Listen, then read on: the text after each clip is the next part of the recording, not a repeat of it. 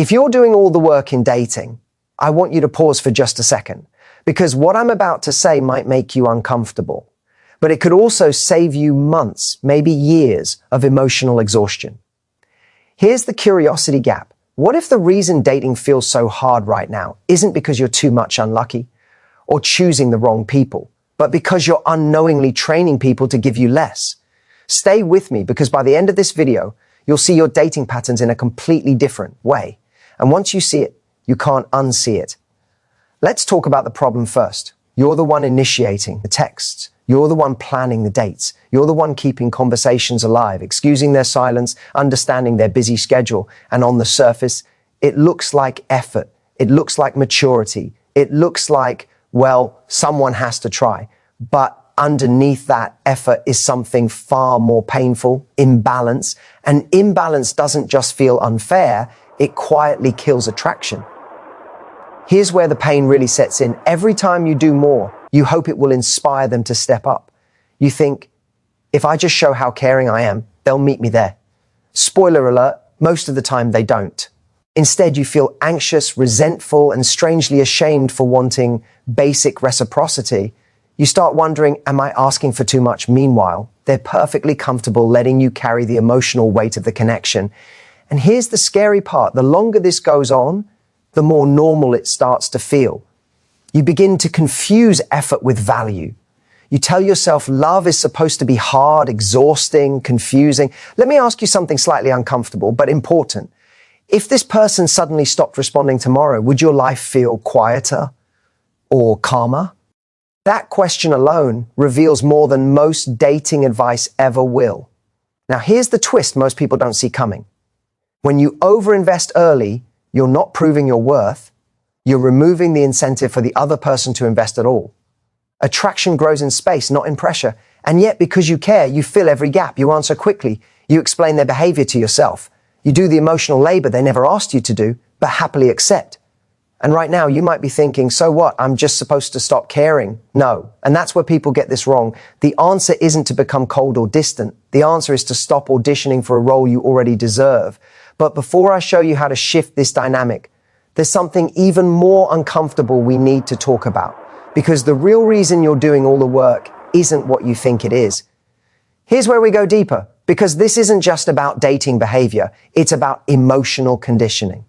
Somewhere along the way, you learn that love is earned through effort, that being valuable means being useful, that if you don't hold things together, they'll fall apart. And dating becomes the perfect stage for this belief to play out.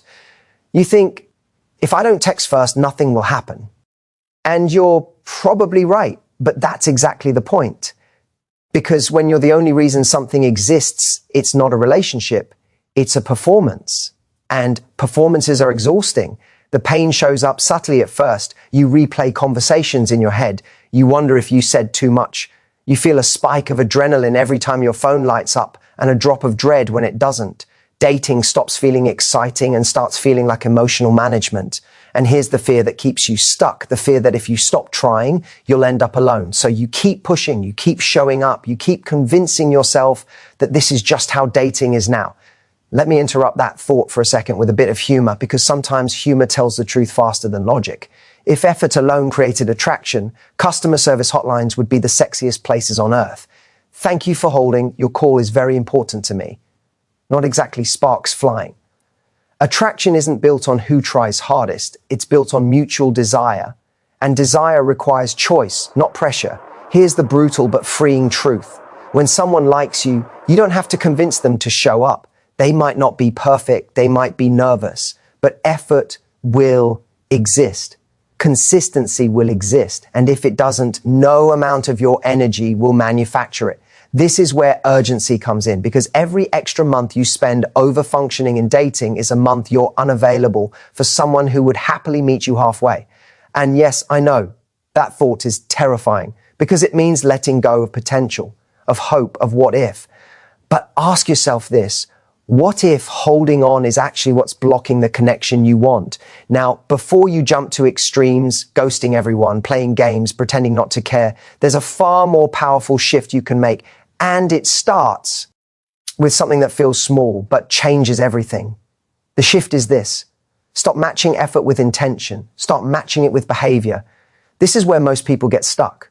You say, but they said they like me. They said they're bad at texting. They said they want something serious, and yet you're the one doing all the work. Behavior is the truth. Everything else is commentary. And when you ignore behavior, you end up gaslighting yourself. The pain here is subtle but corrosive. You start doubting your instincts. You override your needs. You shrink your expectations until they fit the reality you're being given. And the longer you do this, the harder it becomes to imagine a relationship where effort feels easy. Let me ask you another question. This one matters. If a close friend described this dynamic to you, would you tell them to keep trying? Or would you quietly hope they walk away? Exactly. So why are you the exception? Here's the exciting part. And yes, there is excitement coming. When you stop over-investing, one of two things happens, and both are wins. Either the other person steps up because the dynamic finally allows space for them to choose you, or they don't, and you get clarity instead of confusion. Clarity is attractive. Clarity is peaceful. And clarity saves you time.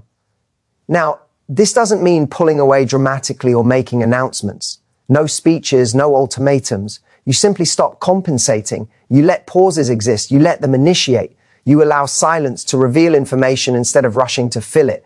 And I know this feels risky. It feels like you're letting something die. But here's the cliffhanger you need to hear. If a connection can't survive without you forcing it forward, it was never meant to carry you long term. What you're actually doing is testing reality. And reality, while sometimes disappointing, is always kinder than false hope. But there's still one more layer to this. Because even when you understand all of this, there's a reason you might still struggle to change. And that reason is deeply human. That reason is identity. Being the one who tries, who cares, who holds things together, it becomes part of how you see yourself. You pride yourself on being emotionally available, thoughtful, loving, and you should. Those are strengths. But when strengths are overused, they turn into self-abandonment. The fear here is real. If I stop being this version of myself, will I still be lovable? The answer is yes, but not to everyone. And that's the point. You don't need to be irresistible to people who only show up when you carry the load. You need to be aligned with someone who meets your energy naturally. Here's the reframe that changes everything. Effort should feel like enthusiasm, not obligation. When it feels heavy, it's a signal, not a challenge to push harder. And when you honor that signal, something incredible happens. Your nervous system calms down, dating stops feeling like a test. You start choosing from confidence instead of fear, and suddenly you're not asking, how do I make this work? You're asking, does this work for me? That question alone shifts power. And power in dating isn't about control. It's about self-respect. Now imagine this future version of you. You're not chasing. You're not waiting by your phone. You're present, grounded, and open, but not overextended. The people who step into your life feel like additions, not projects. And yes, this version of you is more attractive. Not because you're doing less, but because you're no longer negotiating your worth. And here's the final urgency I want to leave you with.